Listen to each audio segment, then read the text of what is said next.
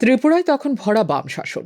রাজ্যের মুখ্যমন্ত্রী সিপিএম এর মানিক সরকার 2010 এবং 2013 সালে দফায় স্কুল শিক্ষার বিভিন্ন স্তরে শিক্ষক পদে 10,323 জনকে নিয়োগ করেছিল তৎকালীন বামফ্রন্ট সরকার। কিন্তু অনিয়ম এবং দুর্নীতির অভিযোগ তুলে ওই নিয়োগ নিয়ে মামলা হয় ত্রিপুরা উচ্চ আদালতে। প্রেক্ষিতে গোটা প্যানেল বাতিল করেছিল ত্রিপুরা উচ্চ আদালত। সেই নির্দেশকে চ্যালেঞ্জ করে সর্বোচ্চ আদালতে গিয়েছিল মানিক সরকারের সরকার। কিন্তু 2017 সালে সমগ্র প্যানেল বাতিলের নির্দেশে বহাল রাখে শীর্ষ আদালতও। ঘটনাচক্রে তার পরের বছরে অনুষ্ঠিত হয় ত্রিপুরা বিধানসভা ভোট, যেখানে পতন হয়েছিল মানিক সরকারের সরকার। এবার বাংলায় প্রায় 26,000 শিক্ষকের চাকুরি বাতিল করেছে সর্বোচ্চ আদালত।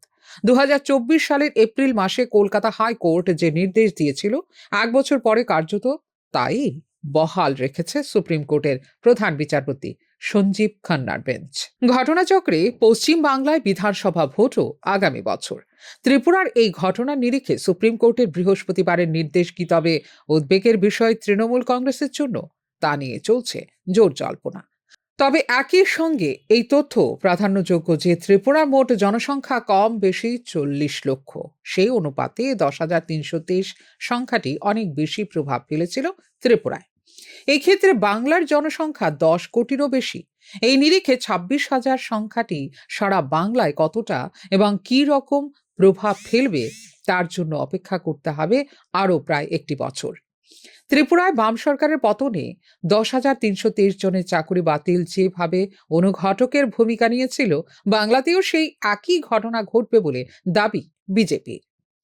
বাংলা আর ত্রিপুরার মাটি আলাদা, তবে মৌলিক একটা মিল রয়েছে, তা হলো দুই রাজ্যেরই দীর্ঘ বাম শাসনের অবসানের পক্ষে মানুষ।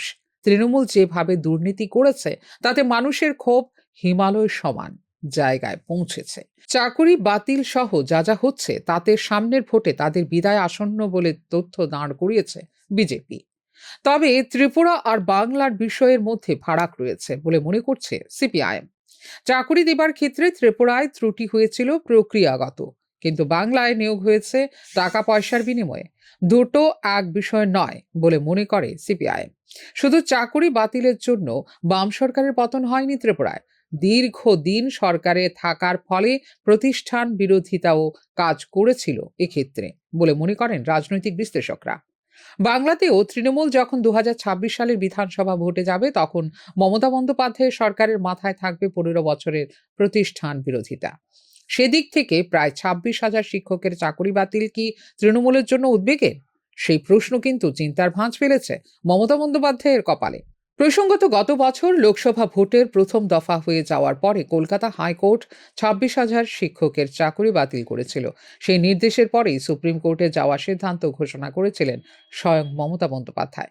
কিন্তু ভোটের বাক্সে বিপুল কিছু হেরফের হয়নি, বরং 2019 সালের তুলনায় বাংলায় আসন বেড়েছিল তৃণমূলের। তবে রাজনৈতিক মহলের আলোচনায় আসছে ত্রিপুরার প্রসঙ্গ।